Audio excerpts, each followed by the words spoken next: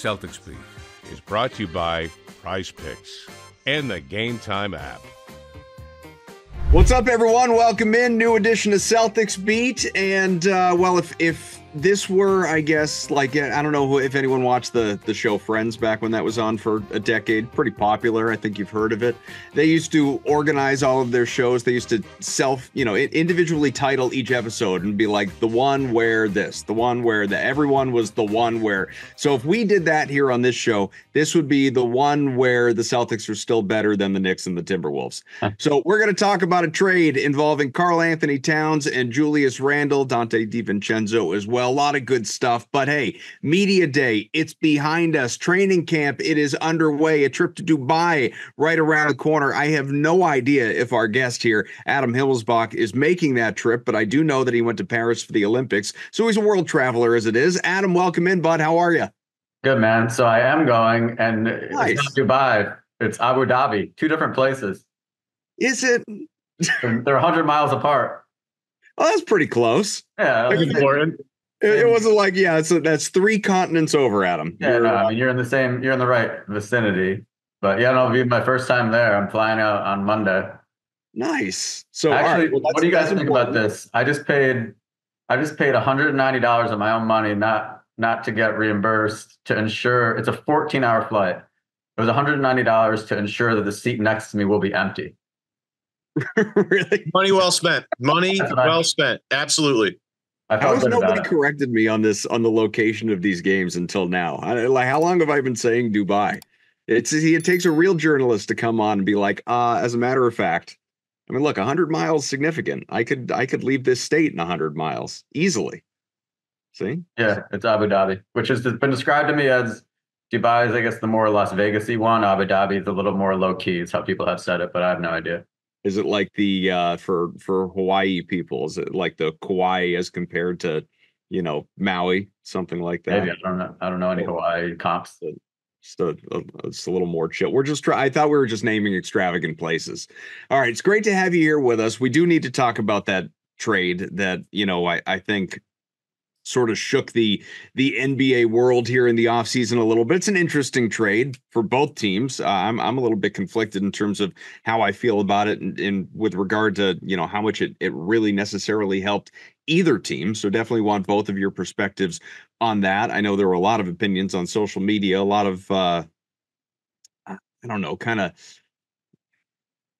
it feels strong to say heartbroken Knicks fans, but there were a lot of Knicks fans on social media that were in their feelings after this trade. I think sorry to see Julius Randle go as someone that helped put them where they are, even if he is not the star of the show anymore. So all of those things, like I said, on the way. But let's get into, you've been writing, for anyone that hasn't seen Adam's articles of late, obviously, subscribe to, get behind the paywall there in the Boston Globe, or read him in the actual newspaper, or, check out people aggregating him on social media. Do whatever you want to do. But either way, he's been out there. He's been busy. He's been writing about Jaylen Brown's offseason. Baylor Shireman, of course, one of the newest members of the Celtics media camp, or I should say media day takeaways. And I think sort of the biggest takeaway is something that you and we were texting about before the show, which is just that there's not a lot. It's an unusual time to be covering the Celtics compared to past years, because there was always that hurdle, always that, how do we get to step X, climb over hump Y, whatever you want to call it. And now they've done it. They've reached the promised land. They've achieved all of their dreams as a franchise. And now it's okay, reset. How do we do it again? All the while, obviously, you have some of the stuff in the background, the looming ownership sale, the Porzingis injury and when is he going to be back? Players looking for motivation from different things that happen in their offseason that we've spent so much time on this show talking about. What were your big takeaways from talking to these guys during the annual I'm in the best shape of my life day? It's added 10 pounds of muscle season. That's what it, and Baylor Shireman actually said it. I remember turning to some of the writers. I'm like, am I going to do the put on 10 pounds of muscle story? I think I have to. It's like, I used to cover the NFL. That was always the thing too. Oh yeah, I had 30 pounds of muscle. I'm like, your season ended like 3 months ago. Like where is your 30 pounds of muscle just instantly appearing from? But yeah, no, it's like you said, it's very calm. There's no, the angst is obviously gone. There's no, how are we going to do this? What went wrong? But really the biggest difference at this start of the year is there's no change. It's just all the same players. It's all the same people. Like the Celtics have been good, basically really good for basically a decade, give or take. But almost every year there's been like a significant change, whether it be whatever, Drew Holiday and Porzingis last year to Joe Mazzulla becoming coach the year before that, then you go back to like whatever. You can go down the list. Al Horford arrives, Kyrie Irving arrives, Gordon Hayward arrives, one year after another, these big top 3 draft picks arrive. This is just like the same group that was just completed one of the most dominant seasons in NBA history with the same coach and the same players, and they're just going to go do it again, basically, is their plan. So there, as far as storylines, there's not much right now. But if you're a Celtics fan, you don't care because you have a team that's favored to win another NBA championship. Yeah, it's interesting to me to look at some of the quotes that are coming out about, what's different, even though there's, again, all the same crew here. How is Joe different? How different are practices and everything? Like, that's one of the things where I think this is difficult for a lot of people, but especially for a guy in Joe Mazzulla who's in his 3rd year as a head coach. Like, okay, now you've won the NBA championship. Now you got to find a different way to motivate these guys, right? You got to find different ways to keep this crew engaged.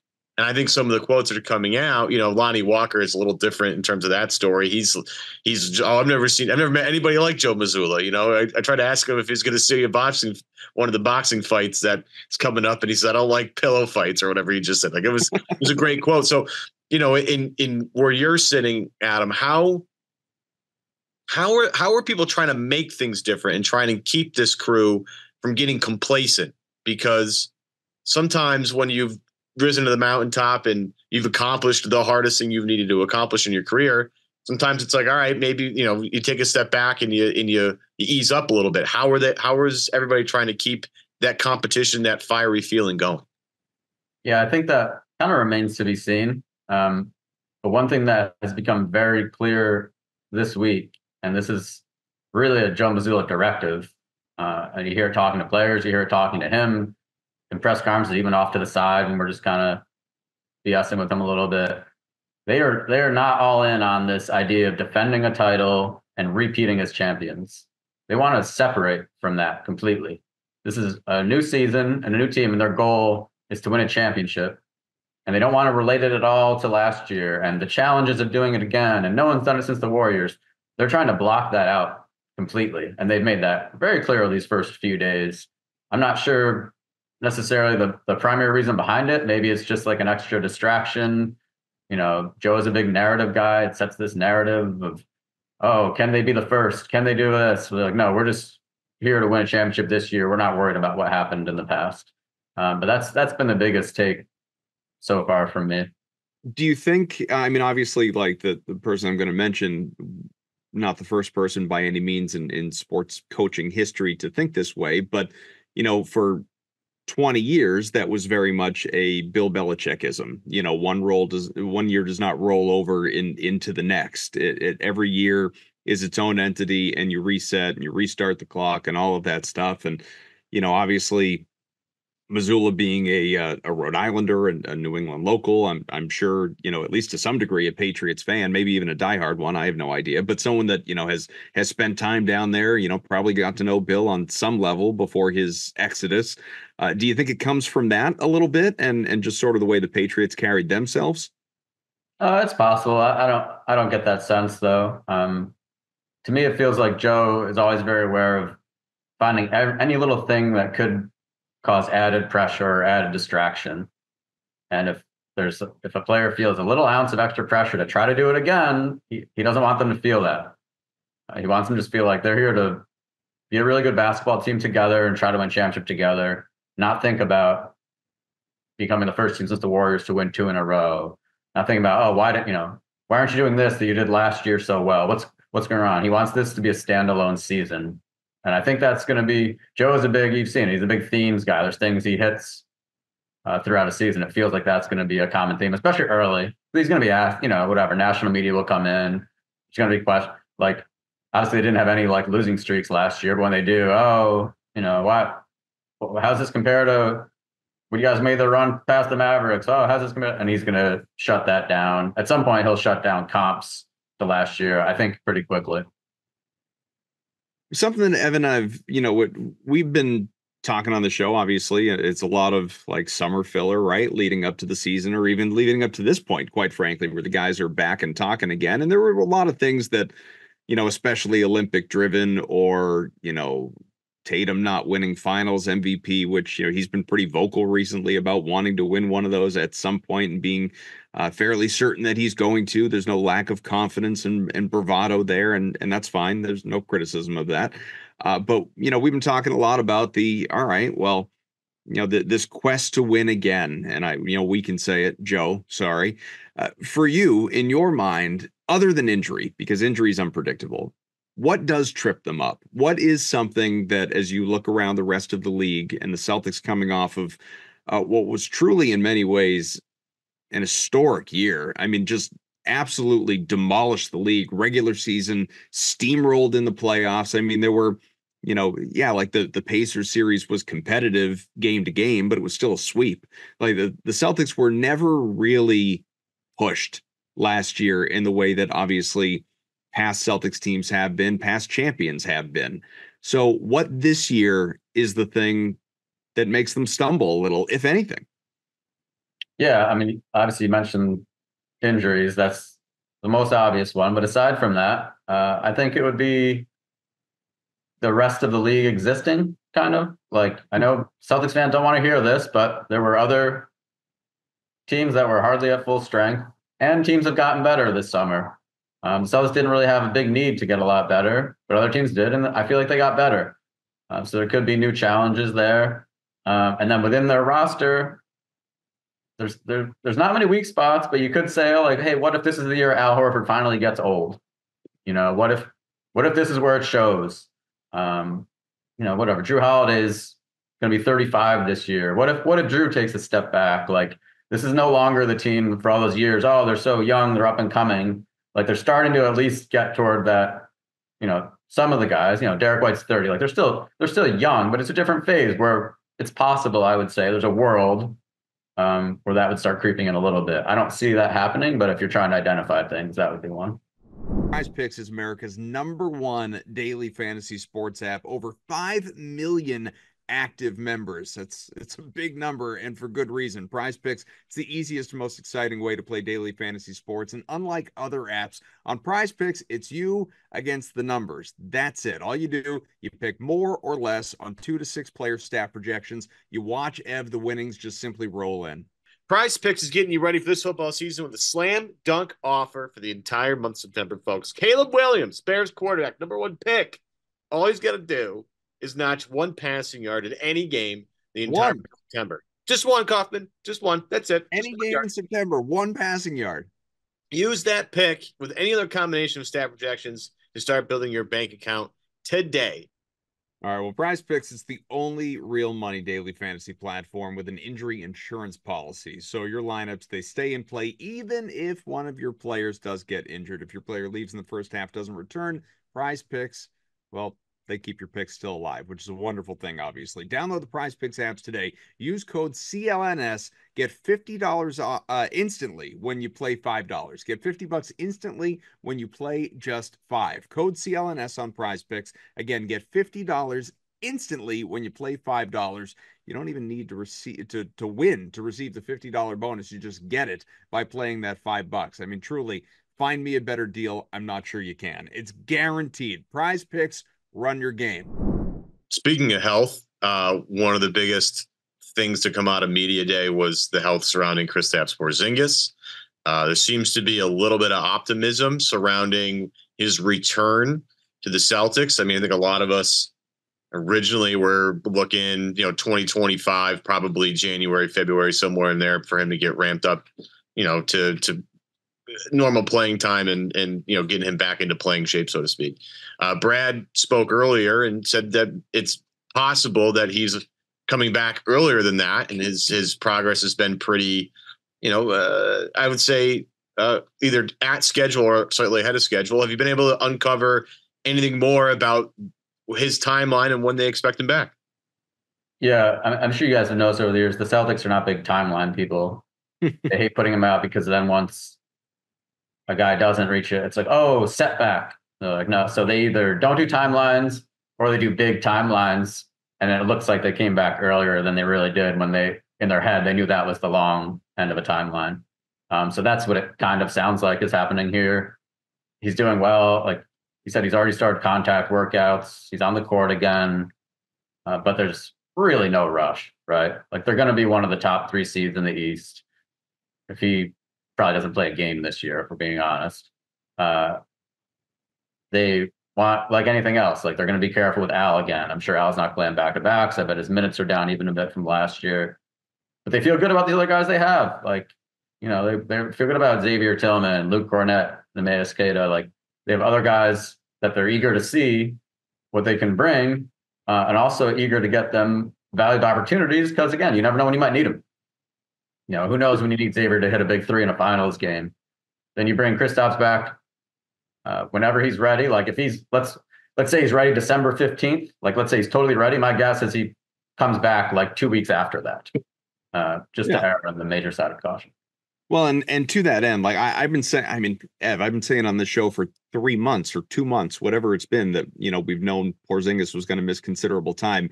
Don't be at all surprised if you don't see this guy until 2025, just because, to your point, what's the rush? What's the need? The playoffs are the focus. They're not going to care about their seed or anything like that. They've been there. They know what it takes. This group is capable of accomplishing it. Health in April matters and beyond, obviously. Prior to that, you figure it out, you get through. So if Porzingis, as you alluded to, is, let's say, ready on the earlier end, obviously nobody's going to be pushing him back. It might even be the opposite. It might be so conservative that it's like, why don't you, sort of take your time. But for him and the way he's wired, is he going to be itching to get back out? Is he going to be someone that's like, is he going to be pushing for December 1, let's say, when the organization be perfectly comfortable with Christmas? The answer to that is, yeah. Did you see the finals last year? Like the only reason he played in that game 5 is because he basically was like, I'm playing tonight. And once it was determined you can't make things worse. That was the finals. I mean, this is the regular season. No, I understand. But he was like hurt then. Like he hadn't had surgery yet. He was injured. He was in pain. Like that's not the case now. So that's his mindset. He wants to be on the court. And he said it does at media day. He said, I'm not going to quote him directly, but it was along the lines of, yeah, if it's up to me, I'd be out there like really soon. But he also understands the situation. It's not a situation where he's going to like, push back or make a stink about it. But of course, like the second they say, all right, you're just about ready, he's going to want to be out on the court. The other part of it is like, look, this is a guy, a lot of them have been fluky and bad happenstance, but he's had a lot of injuries during his career. So you kind of delay that, bring him back, whatever, January. In a weird way, you're kind of keeping him preserving him a little longer, essentially, for what, like you said, for what really matters. Kaufman, I don't know, and maybe this is our fault, because we've had so much time to talk about all the, like you mentioned earlier, it's the summer. We just started to like filler, you know what I mean? Doing a lot of filler for the past couple of months. Did we make a big enough deal about Porzingis's ability to play through some significant pain and like really contribute in Game 5? Because like you think about, I mean, we did at the time for sure. I don't know.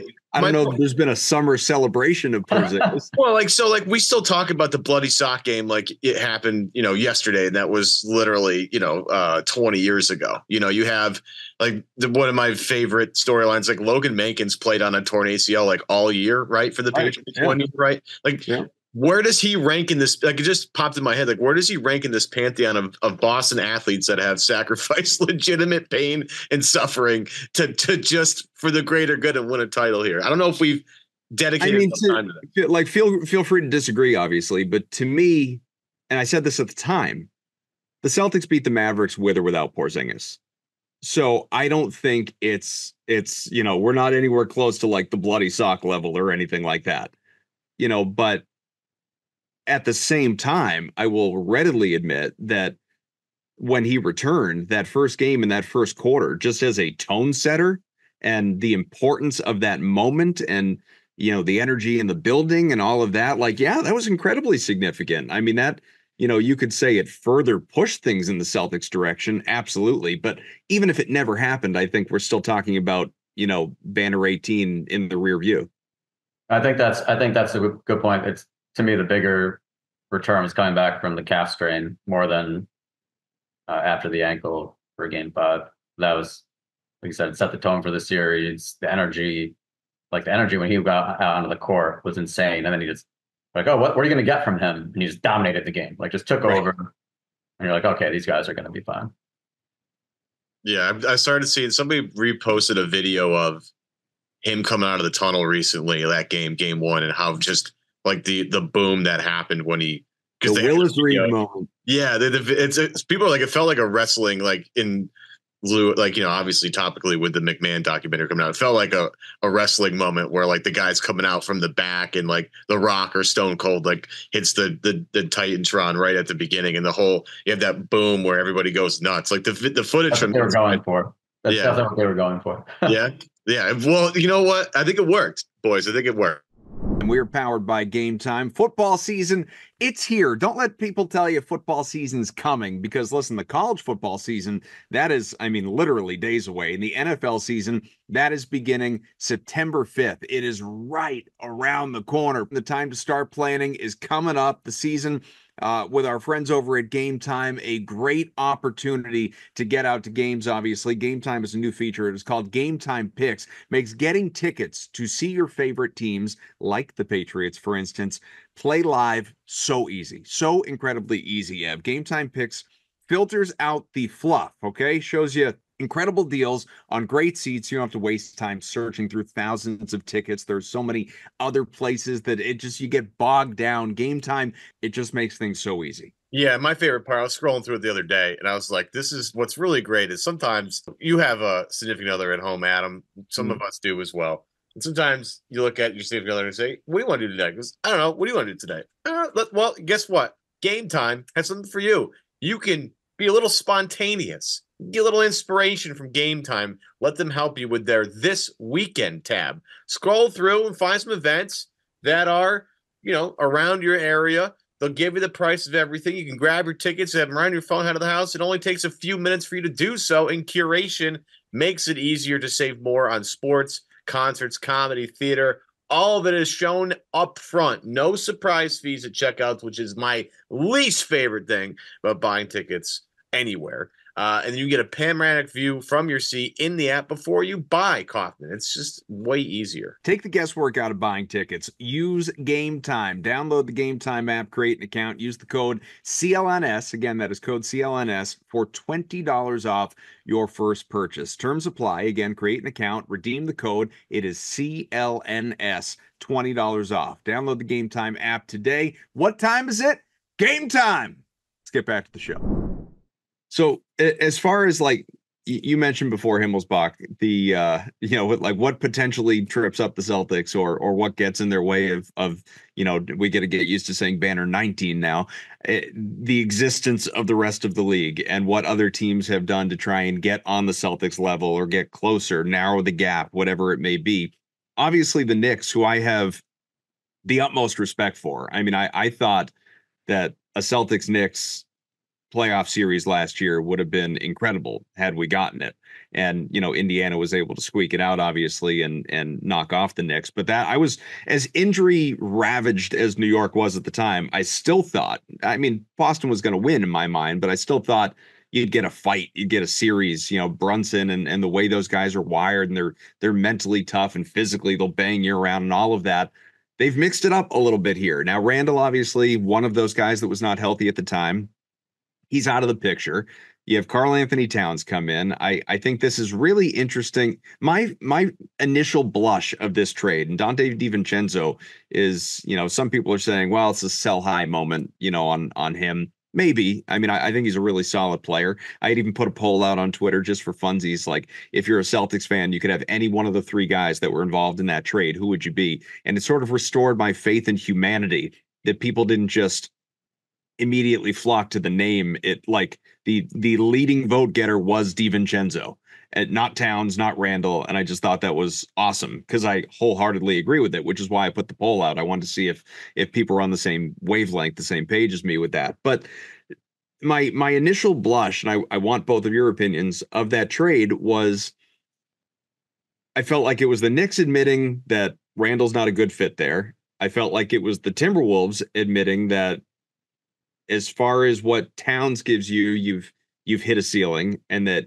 he and Edwards aren't a perfect match.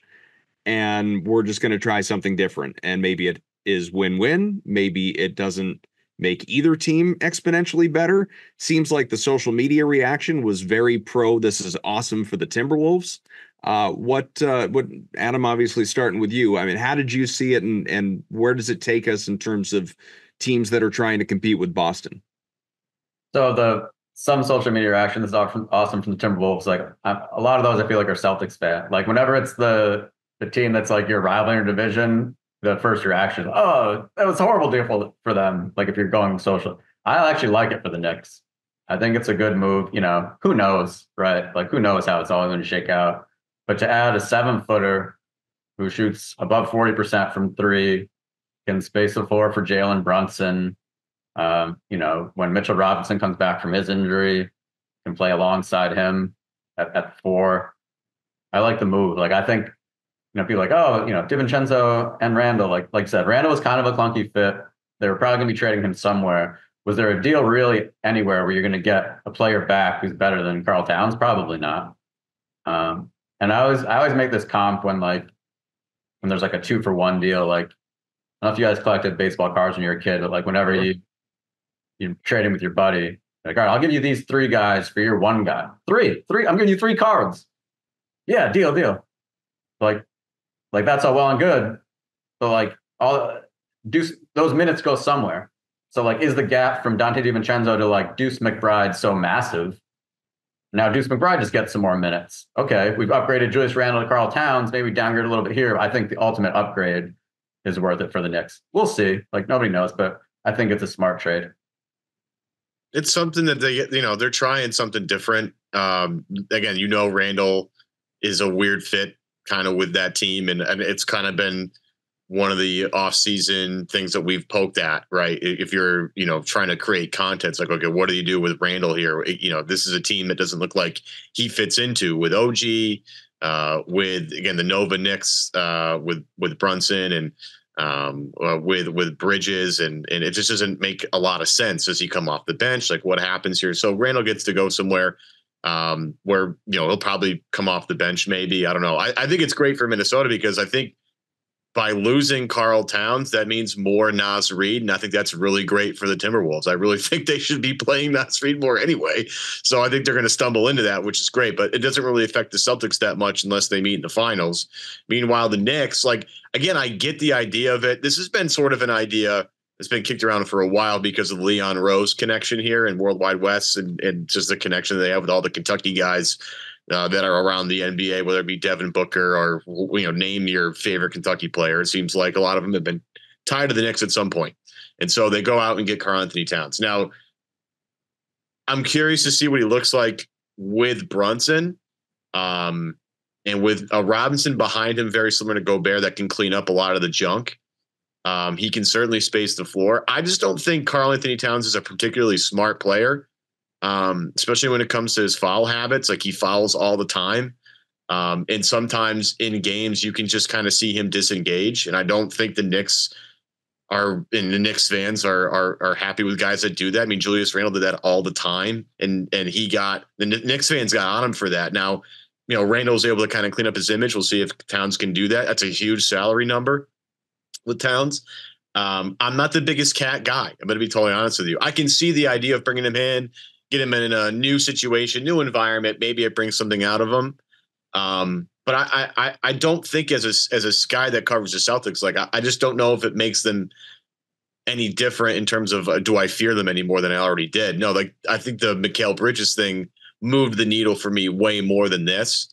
And this doesn't necessarily move me at all. Again, for me, I see Minnesota side of it, and I just like the fact that they get more minutes for Naz. But from the Knicks, that front court is very thin. If Robinson gets hurt again, they're in serious trouble. I didn't like the fact that they mortgaged, the Hartenstein thing to get Bridges and bring back Anunoby. They had to kind of give up Hartenstein, and I thought Hartenstein was spectacular for them in the playoffs last year. I mean, his physicality is one thing, but he was a spectacular passer for a guy that size. So, we'll see if Cat can move the ball like that. I just think the way I know Knicks fans, he might get on their nerves very quickly with some of the stuff that he does. And I'm not sure that's a great fit for Cat, considering he's going from a market in Minnesota that's like, hey, to one of the most ruthless media markets in America. I don't know if anybody's considered that either at all, but maybe I'm weird, Kaufman. What about you? What do you think, Kaufman? Yeah, I mean, again, I don't think that either team is exponentially better after the trade than it was before the trade. And so it's just sort of the longevity of the season and seeing what they look like come the playoffs. But, I'm more inclined to, I completely agree with the Naz Reid thing as far as Minnesota goes. And we saw what he did last year once he really got an opportunity. And he's just so much fun to watch. But as you noted, they don't really matter unless they get to the NBA Finals and the Celtics are there on the other side. So it'll just be, okay, are they capable of knocking off the Thunder or some of the other teams in the West that we have great respect for, and we get to just kind of sit back and enjoy that ride. But as far as the competition within the Eastern Conference, and this is where I wanted to go with you, Adam, is, what if you're looking at it, and we had this conversation a little bit with Jared Weiss when he was on with us last week. I don't know who are the biggest threats right now? Like instinctively, a lot of people would like to say, Milwaukee because Giannis, because Dame, throw them out. Like, as far as I'm concerned, throw them out. I don't like that fit. Philly, George is there now to go along with Embiid and some of the other talent that they have. But I just don't believe in Embiid, not at as at that level as a winner. Obviously, he's an MVP. He's statistically, he's always going to be there. He's a great player individually. I just think he's a crappy teammate, not someone who's ever going to win in the league, at the, highest level. So does it become the Knicks by default? Am I, in your mind, as someone who covers the entire league in great depth, am I, shortchanging those other teams? Is there someone I'm leaving out? No, I think it's the Knicks and the Sixers. I think you can flip a coin. Just depends how things work with Paul George. But I think, I know there's so many Embiid haters out there. He's so much better than everyone else on those two teams. That if he's right and the Paul George meshes and that works, I think they're more of a team to fear. Tyrese Maxey is still on the upswing. Like, that's a really, really talented team. People forget, I know it's so easy to, but like 2 years ago, if like DeAnthony Melton hits like a couple of wide open threes, there's a good chance the Sixers knock the Celtics out of the playoffs. Like, it had nothing to do with Embiid. You go back to that game 6. If a couple of those shots, even like one of those shots even goes in, there's a really good chance they're finishing them off in game 6 and everything changes. It didn't happen. The Celtics won. I get it. Like, they did what they had to do.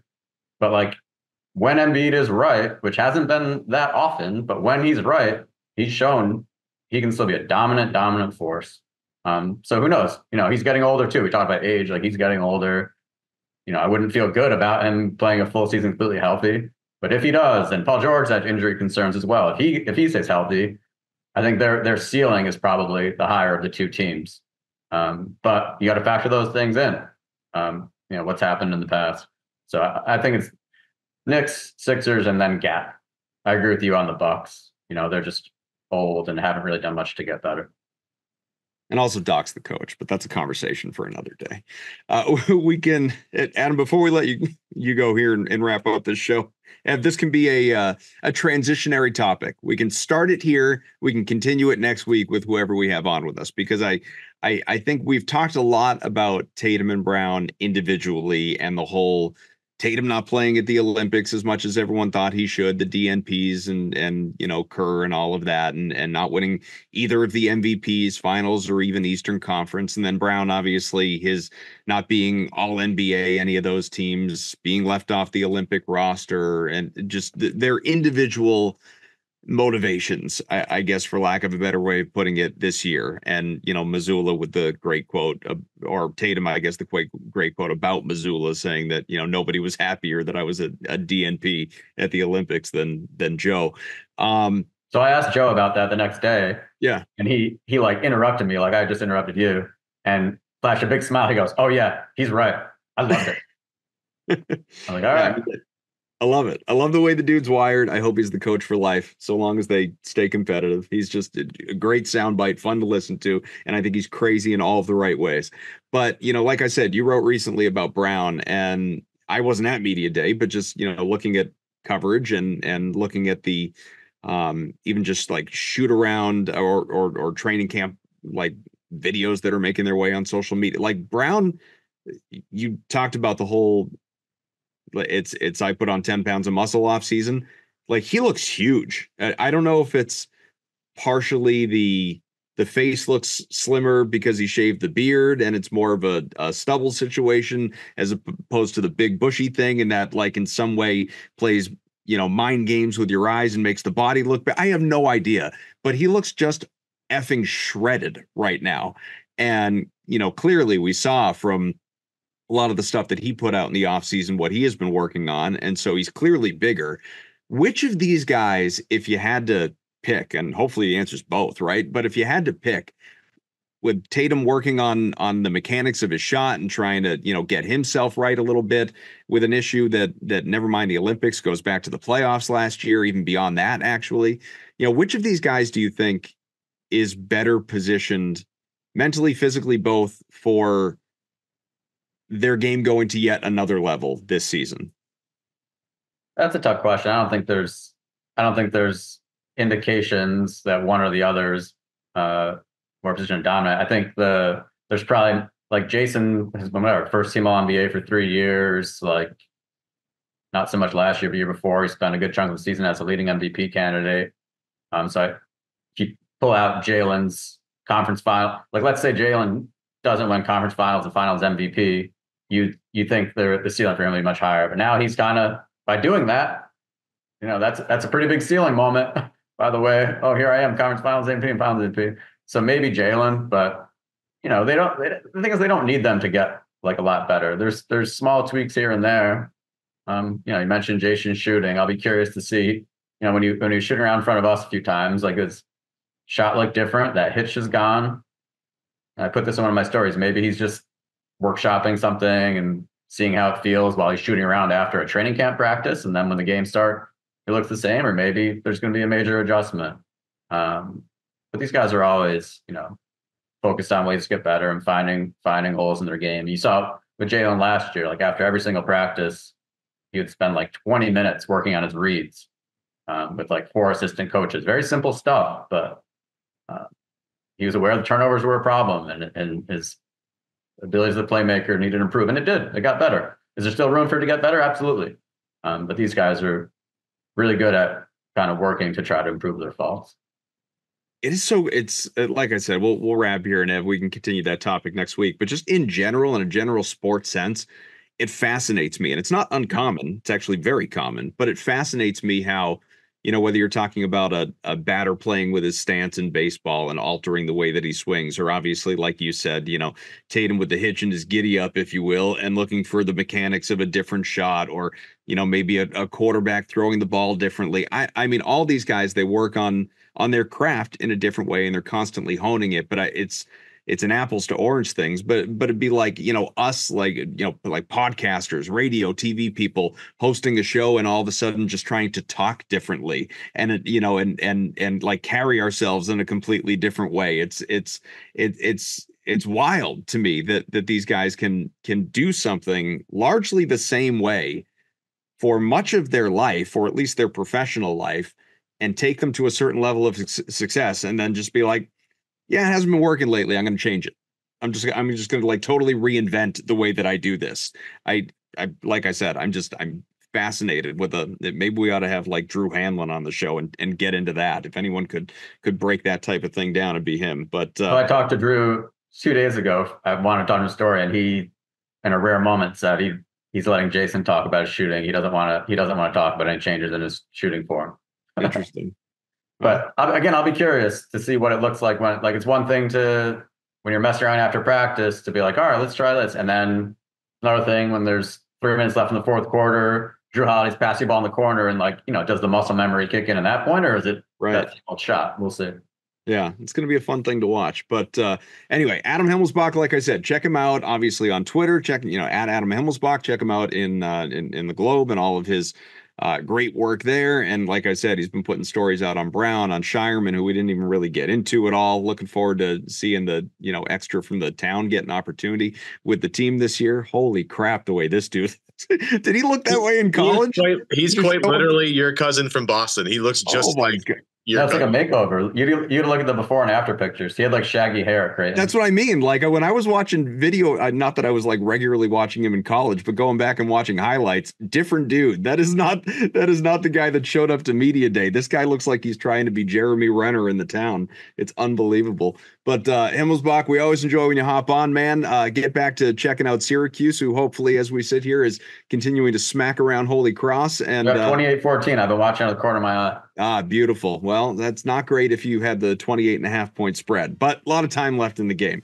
For M. Valenti, I am Adam Kaufman. For, of course, Himmelsbach. Check out the Celtics Beat podcast, as you always do, available to you on the CLNS Media YouTube page if you want the video, if you just want the audio. Rate, review, subscribe to wherever you get your podcast. We will talk to you again next week. Himmelsbach will be bound for not to buy Abu Dhabi. See you later.